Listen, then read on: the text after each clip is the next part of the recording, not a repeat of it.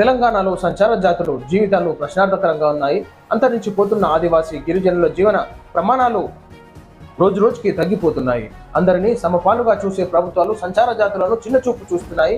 ఇప్పటికీ మారుమూల గ్రామాల్లో తండాల్లో మంచినీటి కొరత తీవ్రంగా ఉంది. కరెంటు లేని ఇళ్లు ఇంకా చీకట్లోనే మగ్గుతున్నాయి. కేవలం ఎలక్షన్లు వచ్చినప్పుడే నాయకులు ముఖాలను చూపిస్తున్నారు. అధికారం అందుకున్నాక అటువైపు చూడటం మర్చిపోతున్నారు కాదు, అది అంతే. ఇక రాజకీయ నాయకుల లక్షణాలే గట్టుంటాయి అన్నమాట. లక్షల కోట్లు బడ్జెట్ పెడుతున్న రాష్ట్రంలో 1000 కోట్లు ఖర్చు చేస్తున్న ప్రభుత్వాలకు సంచార జాతుల గోసలు పట్టవా? పచ్చని అడవిలో ఊపిరి పోసుకొని ప్రకృతి వైద్యంతో కాలం విలదీస్తున్నారు. అక్కడి పిల్లలకు చదువుకునే పాఠశాలల్లో సరైన వసతులు లేక తీవ్ర ఇబ్బందులు పడుతున్నారు.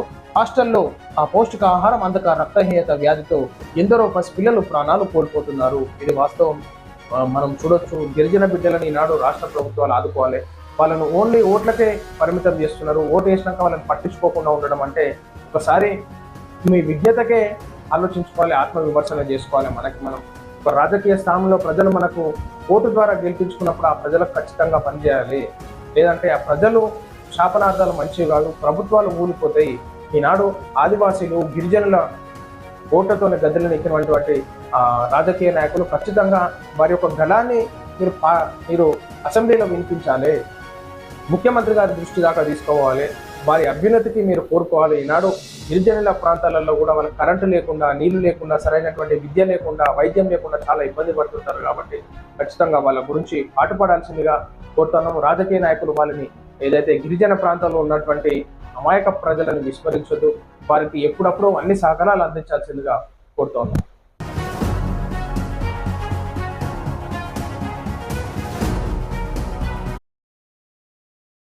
స్థానిక సంస్థల ఎన్నికల్లో కాంగ్రెస్ మద్దతుదారులను గెలిపించండి. స్థానిక సంస్థల ఎన్నికల నుంచి స్టార్ట్గా స్థానిక సంస్థల ఎన్నికలే గీట్రా. ఎంపీ ఎన్నికల్లో బొక్కబొరల పడ్డది. 8 స్థానాలు బీజేపీకి పోయినాయి.